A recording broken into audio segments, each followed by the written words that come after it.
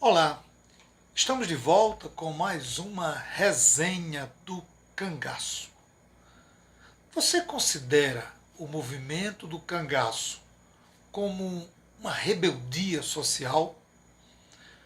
Você é daqueles ou daquelas que acredita que o cangaço foi um movimento que podemos classificar como banditismo social, aquele conceito trabalhado por Hobsbawm? Como você encara o cangaço? Como você encara o cangaceiro?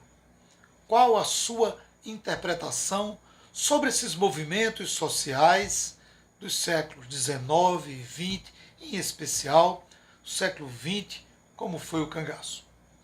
Não saia daí. Em instantes nós iremos conversar sobre uma obra que retrata bem esses movimentos que marcaram os séculos XIX e XX.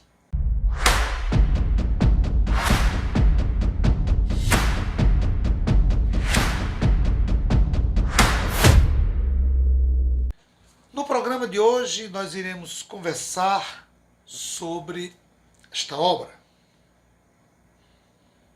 Rebeldes primitivos. Estudos de formas arcaicas de movimentos sociais nos séculos XIX e XX.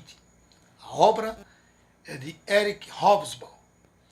A editora Zahar Editores, Rio de Janeiro. Essa aqui é a segunda edição, revista e ampliada, com a nova tradução de Valtencir Dutra. O ano é 1978 e contém 238 páginas. Hobsbawm dispensa comentário. Historiador marxista britânico, reconhecido como um importante nome da intelectualidade do século XX, autor de várias obras, dentre elas Bandidos, que nós já conversamos aqui no programa. E antes de começarmos a conversar um pouco sobre esta obra, eu gostaria de pedir a você que entrou agora ou que acompanha o nosso canal e que ainda não é inscrito, que o faça. Se inscreva no nosso canal, dê um like, compartilhe a nossa programação. Nós temos outras obras que tratam da temática do cangaço e temas afins que você pode assistir. Você pode deixar o seu comentário, você pode dar sugestões de obras. Nós temos, ultimamente, comentado livros que estão sendo sugeridos por vocês que nos acompanham. E isso é importante, isso é bom, porque dá uma dinâmica maior ao nosso trabalho. Eu quero agradecer a todos e a todas que têm participado com comentários, com sugestões, né, com análise. Já li, já vi algumas pessoas que deixam seu comentário sobre a obra e que às vezes o comentário, a posição, a leitura daquela obra difere da minha, mas isso é uma coisa muito normal, né? A gente lê uma obra e muitas vezes você tem interpretação diferente da outra pessoa. Isso não tem nenhum problema, inclusive, de discordar da minha forma, da minha resenha, da minha maneira de interpretar as obras. Você fique à vontade para fazer o seu comentário. O nosso canal é democrático. Nós respeitamos todas as posições. Claro, né? E da maneira que nós tratamos vocês com respeito, o canal também pede para que os comentários sejam também respeitosos. Nunca tivemos nenhum comentário agressivo, de jeito nenhum. Todos os comentários, mesmo aqueles que discordam da nossa forma de interpretar as obras, têm sido respeitosa, e isso é muito bom para fortalecer o nosso trabalho e demonstrar que as pessoas encaram e veem esse trabalho com seriedade. A obra de Hobsbawm, Rebeldes Primitivos, contém 238 páginas, como já falei, um prefácio direcionado aos leitores brasileiros, destacando algumas obras e autores brasileiros que estudaram sobre a temática. Dentre esses autores, Hobsbawm destaca Maria Isaura Pereira de Queiroz, Maurício Vinhas de Queiroz e Euclides da Cunha, que ele destaca no prefácio direcionado para o público leitor do Brasil. Essa edição divide-se em 12 capítulos e 13 apêndices. São documentos, os apêndices, que ajudam o leitor a compreender o contexto da pesquisa e do universo pesquisado pelo autor. Na introdução, o autor mostra duas classificações para a história dos movimentos sociais: os da Antiguidade e Idade Média, como revolta dos escravos, heresias e seitas sociais, levantes de camponeses e outros movimentos, e os dos tempos modernos, a partir dos fins do século XVIII e os posteriormente, como os movimentos trabalhistas, socialistas, dentre outros. E afirma que os temas tratados na obra não se enquadram em nenhuma dessas categorias. Ele vai fazendo uma introdução muito interessante, porque ele deixa o leitor muito ciente daquilo que ele vai pegar em cada capítulo.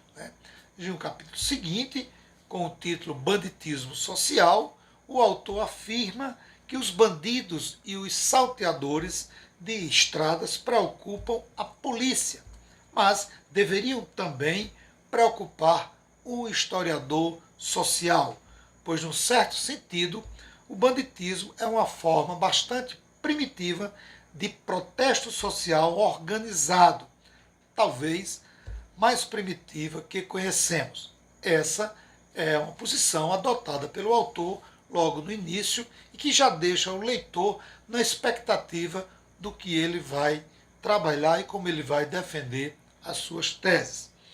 A região onde o autor concentra a pesquisa é a Europa Ocidental e Meridional, dando destaque à Itália, o que é possível que o leitor encare o livro como uma obra descritiva em torno de alguns fenômenos sociais, mas, na verdade, a obra se constitui numa grande referência para a história social. Também observa-se que o autor ainda afirma que alguns movimentos que constam na obra, como o Vardarelli e a máfia, podem ser comparados ou imaginados que tenham ocorrido no período medieval e nunca nos séculos XIX e XX, pela característica desses movimentos, pelas relações, pelos rituais. Ele afirma que é possível que haja uma interpretação remetendo-os para épocas em que o fato ou os movimentos não ocorreram. Por isso que é interessante, quando você se debruçar sobre a obra, você observar a narrativa do autor e você vai perceber realmente que alguns movimentos poderiam muito bem se encaixar em outros momentos históricos e não aquele que ele está se propondo a trabalhar. O autor ainda classifica, na página 12 de sua introdução, que os fenômenos aqui estudados pertencem ao mundo das pessoas que não sabem escrever nem leem muitos livros, quase sempre porque são analfabetas, que raramente são conhecidas pelo próprio nome e que são pessoas pré-políticas. Essa é a posição mostrada pelo autor quando ele afirma que os movimentos estudados e as pessoas envolvidas nesses movimentos têm esse perfil, têm essa característica. O autor trabalha um primeiro grupo de movimentos predominantemente rural e diz que o banditismo social é um fenômeno universal e praticamente imutável, pouco mais do que um endêmico protesto camponês contra a opressão e a pobreza, um grito de vingança contra os ricos e os opressores. Aqui essa parte da obra remete muito para quem estuda o cangaço, movimento social ocorrido nos sertões do Nordeste do Brasil. Para alguns autores e, consequentemente, por extensão, para muitos leitores, o cangaço é classificado como um movimento com o perfil do banditismo social. E aí, às vezes, se confunde o conceito de banditismo social, remetendo inclusive à crença de que Lampião, por exemplo, eu cito Lampião, por ser o nome de maior expressão do cangaço, mas podemos citar outros como Antônio Silvino, certo? Marcilon, o Jararaca, apesar de não ter tido toda essa liderança, mas eu cito Jararaca pela repercussão, principalmente aqui na região de Mossoró, do Jararaca, né? Que esses cangaceiros teriam um perfil de liderança social perante aos sertanejos do Nordeste do Brasil. E por isso o cangaço poderia ou teria essa característica de ser um movimento em defesa daqueles segmentos da sociedade menos favorecidos. E afirma também que a máfia, isso no capítulo 2, deve ser considerado como uma evolução um pouco mais complexa do banditismo social, ao qual se comparam na medida em que sua organização e ideologia são normalmente rudimentares, na medida que são fundamentalmente reformistas e não revolucionários. Então, ele faz essa comparação entre o banditismo social e colocando a máfia com um outro perfil, porém unificando como não revolucionários. Já os movimentos milenários tratados pelo autor, como os lazaristas da Toscana, que estão lá no capítulo 5 e 6, diferem do banditismo e da máfia por serem revolucionários e não reformistas, e por essa razão mais facilmente modernizados ou absorvidos pelos movimentos sociais modernos. Então veja que ele vai classificando e caracterizando os movimentos conforme os seus perfis. O segundo grupo estudado pelo autor trata, em sua essência, dos movimentos urbanos ou industriais. Destaca-se o estudo sobre a turba, no capítulo 7, e ele diz que esse movimento é um equivalente urbano do banditismo social, o mais primitivo e pré-político dos movimentos dos pobres urbanos, e ainda destaca as seitas operárias, no capítulo 8, que classifica como um fenômeno mais claramente transitório entre o velho e o novo. E o que é que ele chama isso? Organizações proletárias e aspirações do tipo expresso através da ideologia religiosa tradicional. No capítulo 9, o autor trata dos rituais nos movimentos sociais, apontando como difícil sua classificação e justifica por que sua inclusão no livro, pelo fato de que a ritualização peculiar de tantos movimentos desse tipo é primitiva, uma vez que perpassa por todos os movimentos sociais. Vai chegando ao final de sua obra, e diferente da edição anterior, ele inclui 2 capítulos que volta-se para a América. O foco dos estudos dele foi a Europa Ocidental, mas nessa edição ele dá um destaque para o que ele chama de 2 movimentos na Colômbia e no Peru, respectivamente. O primeiro, no texto, ele coloca como título Anatomia de la Violência na Colômbia, que aponta como uma combinação de guerra civil, ações guerrilheiras, banditismo e simples matanças no período que compreende os anos de 1949 a 1953 e mostra como sendo resultado dos problemas enfrentados no meio rural. Quanto ao Peru, o autor discute com o título Um Movimento Camponês no Peru, que descreve e procura analisar uma fase crucial do descontentamento camponês na província de La Convención, na região peruana de Cusco, no período que corresponde aos anos de 1961 e 62, movimento pouco estudado, embora muito comentado, como o próprio autor diz.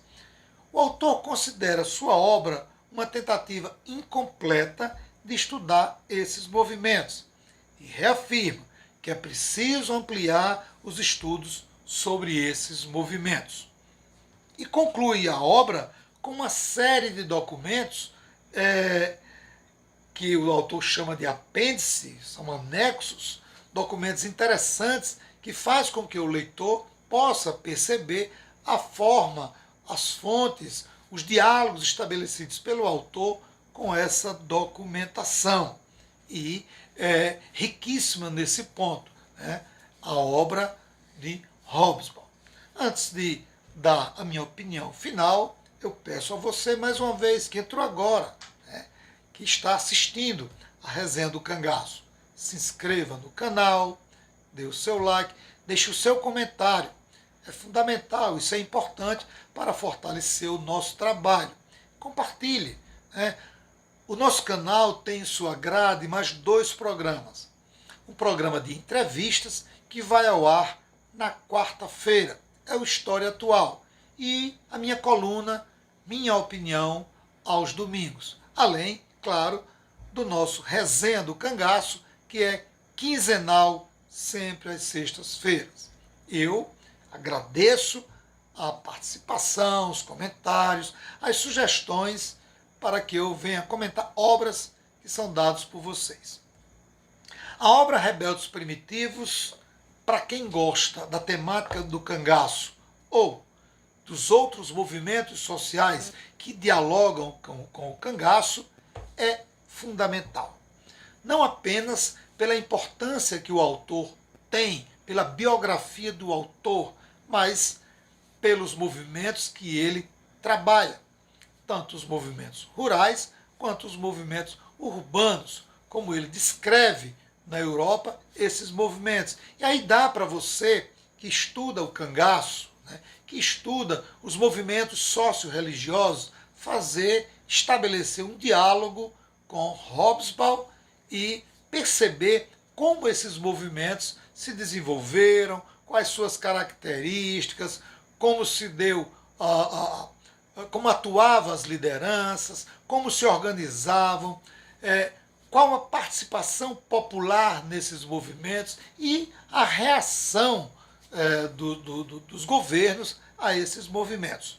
Por isso que a obra de Hobsbawm é importante que você tenha em sua biblioteca, em sua estante, para que você possa conhecer movimentos sociais que ocorreram fora do Brasil, que pode tranquilamente estabelecer um diálogo, óbvio que guardado as proporções das características e do momento em que cada movimento ocorreu.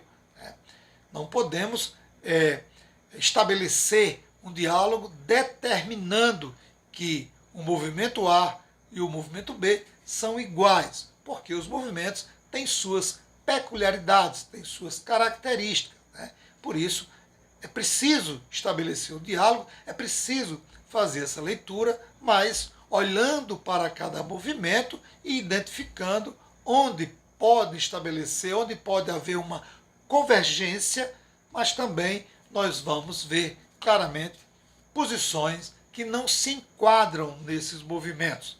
É por isso que quando nós estudamos o cangaço e a gente vai estudar obras de autores estrangeiros que trabalham outros movimentos sociais, a gente não pode simplesmente trazer para dentro do cangaço e dizer que o cangaceiro, que esse movimento foi um movimento que se assemelha, né, que tem o mesmo perfil, que tem a mesma característica de outros movimentos ocorridos em outros países.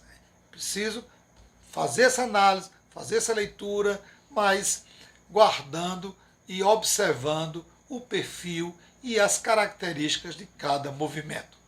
Por isso, Rebeldes Primitivos é uma obra que eu aconselho que você tenha em sua biblioteca. Eu fico por aqui, agradeço mais uma vez a sua participação, a sua colaboração, um forte abraço e até o nosso próximo encontro.